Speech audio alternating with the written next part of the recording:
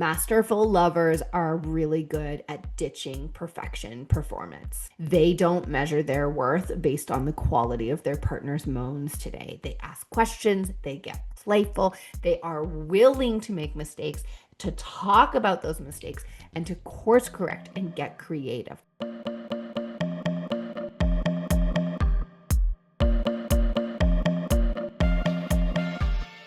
Hello, my friends. Welcome back. Today, we are continuing our sort of mini series on the failures, the challenges, the struggles that pop up when we are in the play part of the naked fun cycle. So, we are naked, we are in the midst of things, and we get caught up and things go sideways. If you haven't heard yet, I am hosting a live workshop on February 14th, Valentine's Day, to help you smooth out this part of the process so you can have crave-worthy sex so that you are coming back for seconds. Whether it has been months since you last got naked together or whether it's fairly frequent, but you're still wanting it to be next level, you are going to want to come. We are not actually getting naked during our Valentine's Day. You can think of this as like pre-game. We're going to cover my 3 favorite vibe setters to get you out of busy parent mode and landed into lover mode. We are going to do an anatomy lesson like you should have received in grade 10, but way more fun. You're going to bring your pencil crayons and your fancy workbook that I'm going to send you. And then we're going to do a little feedback practice using a simple hand or foot massage technique. It's $27, less than ordering pizza in. You can do it in your living room. You will not scar your children for life if they walk in on you. And if somebody ends up sabotaging your night with puke or a canceled sleepover, you can always catch the replay. So today, what I want to talk about is a little bit of an extension of what we talked about last week in terms of communication during intimacy. So many people that they think that they can't talk about what they want in bed because they're scared of making it awkward or hurting their partner's feelings. And I think one of the caveats to kind of add here is there's communication at different stages of the game here, right? Like we can communicate outside of the bedroom things like stuff we want to try, fantasies we want to explore, toys, anal, role-playing scenarios. Like there's this sort of meta discussion of the things that we would like to explore. And then there's in the moment feedback of what is working and not working for us. And there can be anxiety around communicating all of that.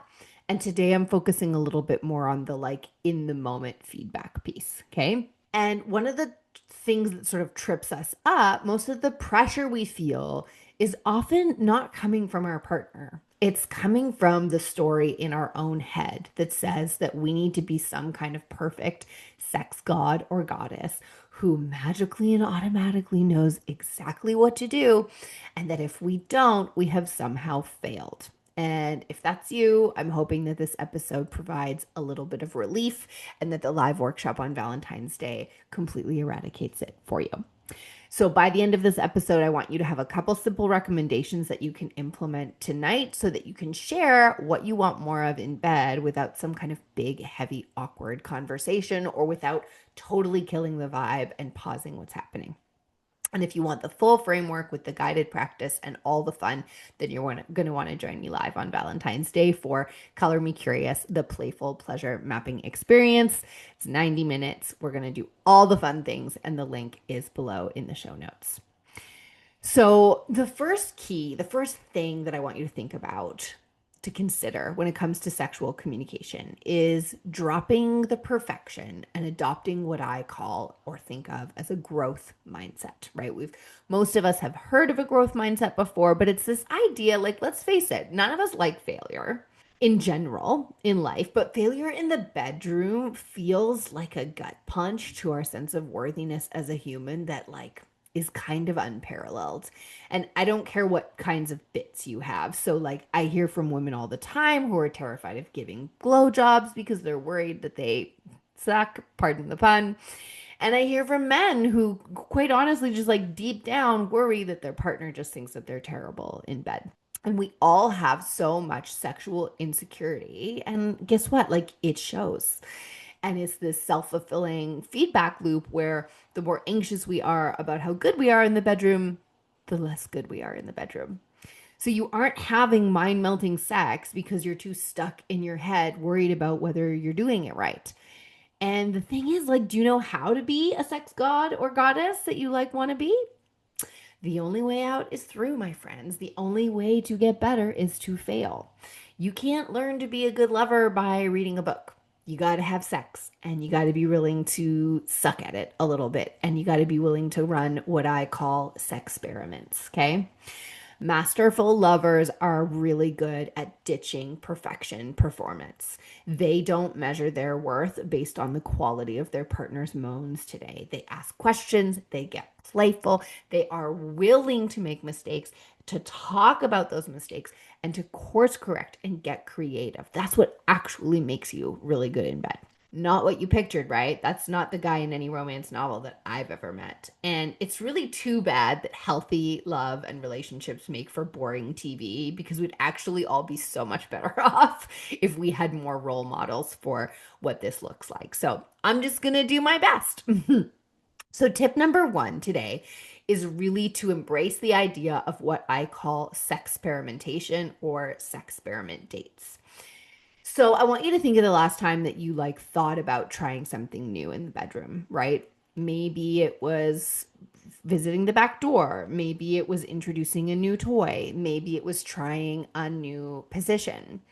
And most of the time, we throw that into the mix where there's already a lot of performance and not a lot of communication. It goes kind of sideways, and then we go, well, that didn't work. And we all just sort of like scuttle away awkwardly. But if we have a sexperiment date, we put orgasm and maximum pleasure aside. It is not the goal today. The goal is actually to try the new thing. And you can think of this like a new recipe, right? Like right now, I'm trying to experiment with a new recipe every week. Every Wednesday is like new recipe night. And so I'm like not familiar with all the ingredients and equipment that I need. And I'm not familiar with how long each step takes. And I have to like look at it multiple times. Whereas, like when I've cooked that same thing 10 million times, I don't even need the recipe book, or I'm maybe just like double checking a quantity, right? You have to allow yourself the first time to suck or to just be awkward and kind of interesting, where we're just like gathering data instead of trying to do it perfectly. And then once you do that, right? Once you try the thing, once you give yourself room to like use your brains and talk about it analytically, then we get to figure it out. Then we bring it into a sex date that's, a little bit more focused on pleasure and orgasm, and it's a little bit more seamless.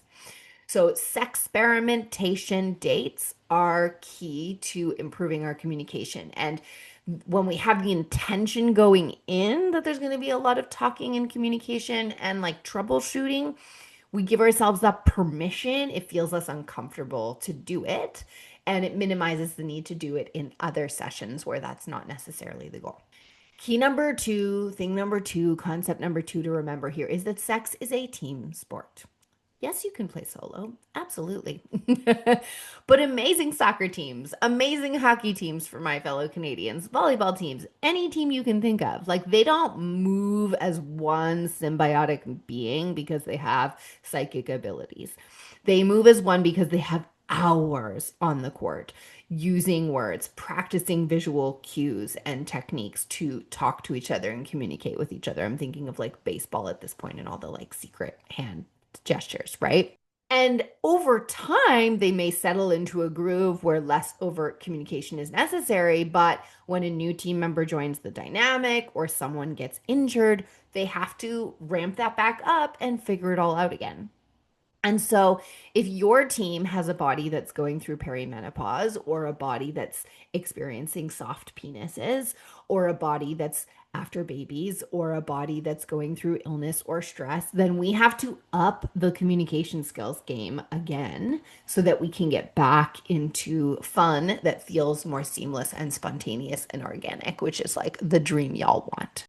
So, this is just another way of reframing and remembering that like there are seasons in your relationship where you might be more actively sex experimenting, communicating overtly and a lot. And then there might be seasons where like things feel very fluid and we go in and out of these seasons. So let this just be your permission slip that if a lot of stuff is changing, you just need to up the communication for a little while and it doesn't have to be forever. Okay. The last thing I want to mention is kind of what we talked about in the last episode, which is like becoming a translator for your body. So if your partner is flailing around and it feels like they're just unable to make things work for you, like this is not a them problem, it's an us problem. And it's an us problem for two reasons. Number one, you probably actually know next to nothing about your own genital anatomy and what turns you on, especially if your body's in the middle of a lot of change, and especially if you're a vulva owner. And that's by design under the patriarchy. Like, we don't encourage you to know that. But also, like, as a penis owner, your penis is like out there from when you're a young age. You can like touch it, fondle it, play with it, watch it get big and hard, watch it get soft. Like, you can have a whole relationship there. Okay. And for people with vulvas, like you need mirrors and lights and contortionist gymnastics to even like see just the outside. And most of what happens during arousal happens on the inside and is not very visible to you. And so it's like just a little bit more challenging to have that relationship with that part of your body.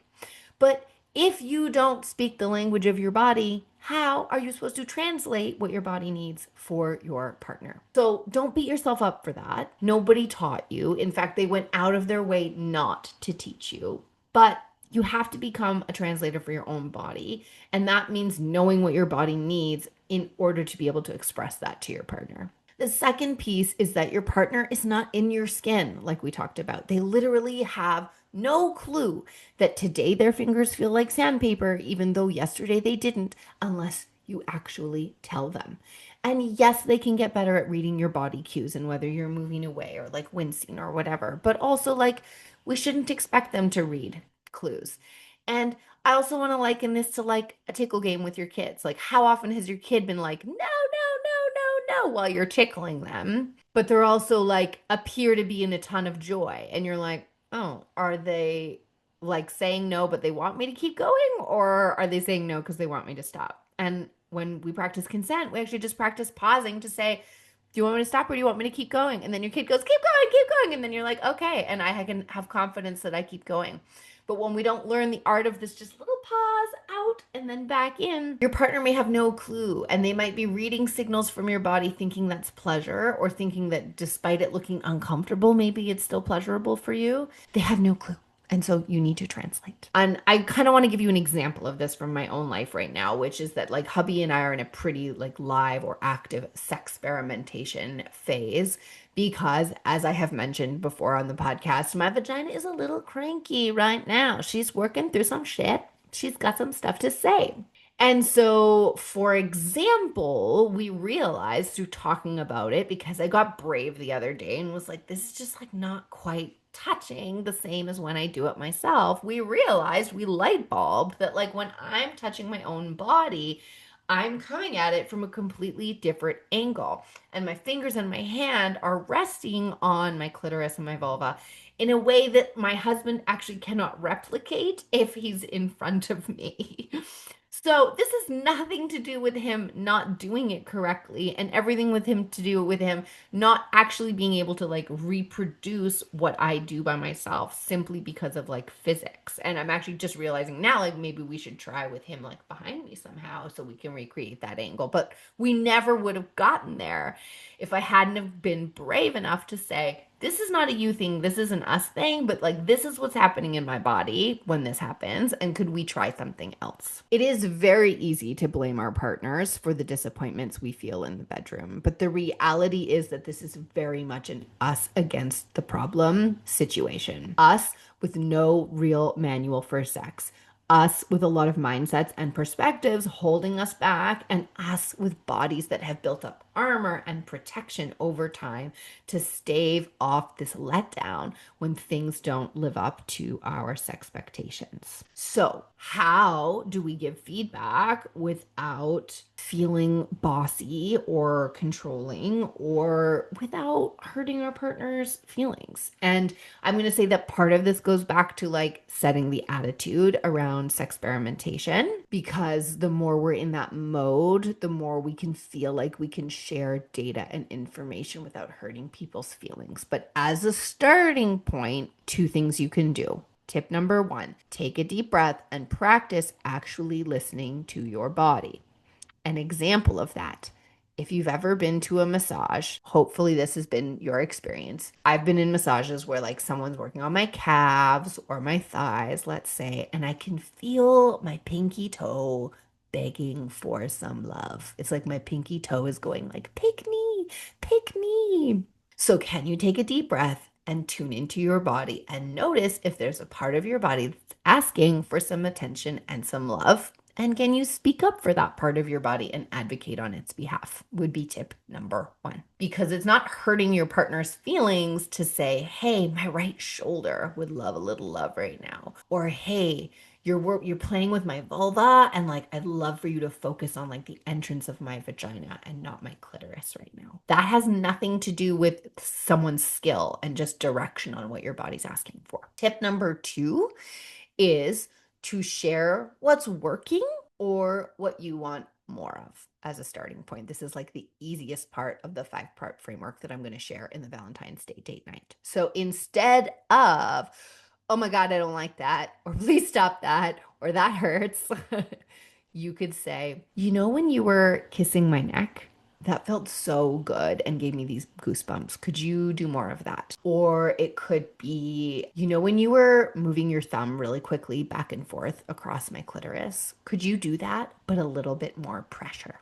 So we're starting with something that feels good and then either adding an amendment or asking for something that we want more of, more focus on. Could you actually slow down and just put your hand on my penis and like hold it gently for a minute? And then could you slide it up and down and like really focus on the frenulum or the top? Do y'all even know what the frenulum is? Can you even say that word? This is what we're going to learn in the anatomy workshop, okay? So most couples are waiting for their partner to just magically figure it out. Or they're praying for the day that sex feels crave worthy again, or sometimes for the first time ever. And if you have been doing that for months or weeks or years and it hasn't worked, then this is your sign that mind reading has not been an effective intimacy strategy in your relationship. So I want to remind you, we want to shift away from perfect sex god as a goal to curious teammate who's allowed to learn. And we want to start tuning into our body and sharing what's working and what we want more of instead of praying our partner can read our minds. So if you are listening and thinking, all right, I can do that, but I want a little bit more structure or I want the full meal deal, then this is when you're going to want to come to the live workshop on Valentine's Day, just to give you like a little bit more deets on what's happening. In the event, I'm going to walk you through my full 5-step framework for giving sexual feedback, talking about sexual communication that's going to bring you closer without pressure, without shame, and without needing to be a mind reader. And we're actually going to practice those skills live just with a hand or foot massage, and you'll have an opportunity for Q&A and to really like master this process. So you're going to want to show up live to get the most of it. And of course, you can always catch the replay. We are also going to give you some scripts that you can borrow and playful prompts that you can share. And we're going to be doing a deep dive into anatomy. So you're going to learn what the frenulum is. You are going to learn what the vestibular bulbs are. You are going to learn how to go on a sexploration date to explore each other's anatomy and find new and renewed pleasure zones so that you can have a date night that results in an, oh my God, I want more of that. It's called Color Me Curious, the Playful Pleasure Mapping Experience, and you can grab it and all the details in the show notes. It's just $27 and I will see you then. So just remember, like, the less we chase perfection in all areas of life, but especially in the bedroom, the more fun we're going to have. And when we make the goal relaxed, present, and fun, the better time we have. Sex is a team sport. You are allowed to talk strategy. You are allowed to give feedback on the court. And if you are tired of relying on mind reading and you are ready for something better, then come hang out with me on Valentine's Day for Color Me Curious. I'll see you there.